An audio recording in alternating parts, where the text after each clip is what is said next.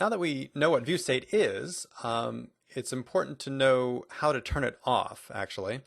Um, Very often ViewState, you'll find it to be useful. If you're dealing with small controls that don't have a lot of ViewState associated with them, it's a perfectly reasonable way to propagate state around a post-back request.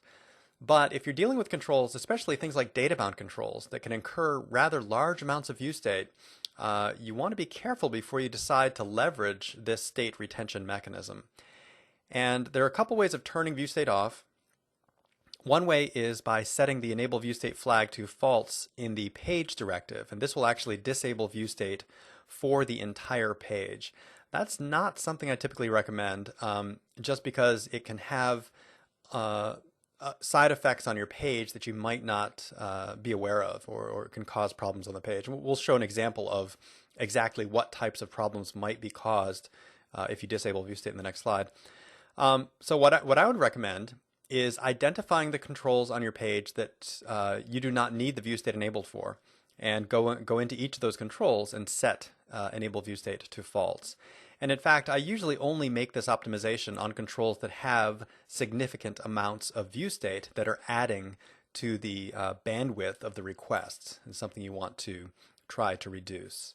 So let me show you an example.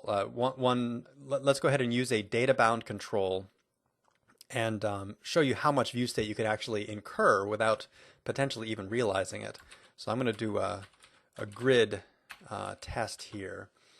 And even though we haven't gone into real database data binding yet, I'm just going to throw a table on from a local database, the pubs database.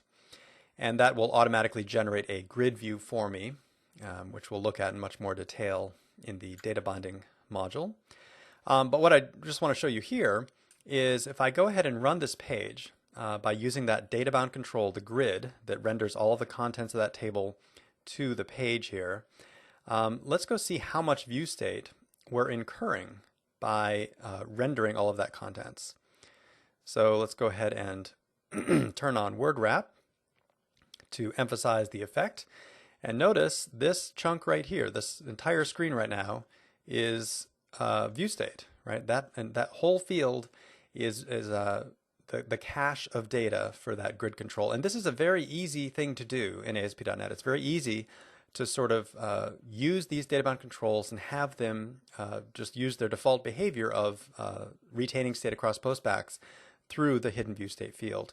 And what you often end up with are large amounts of ViewState that is potentially not necessary, increasing the size of the requests going back and forth.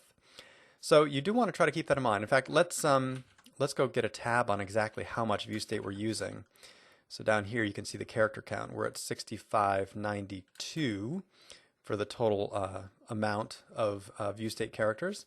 So what I'm going to do is go back and turn off ViewState on our grid and see how much we can save. So let's go ahead and locate the grid here.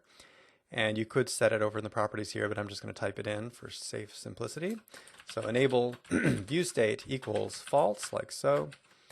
And let's go ahead and run this page one more time and take a look at, well, let's go ahead and use our decoder to see how much state there is. And extract it again. And notice we've dropped down from 6,000 something to 640. So that was a pretty significant reduction just by targeting the data-bound controls on our page, whose cache we weren't really using anyway. And we'll come back and talk more about data binding controls in ViewState when we get to the data binding discussion. But keep that in mind. If you are doing data bound controls, ViewState is one of the first things you want to check and monitor as you start working with your application, and probably one of the first things you want to turn off unless you can come up with a good reason for maintaining the ViewState in a data bound control.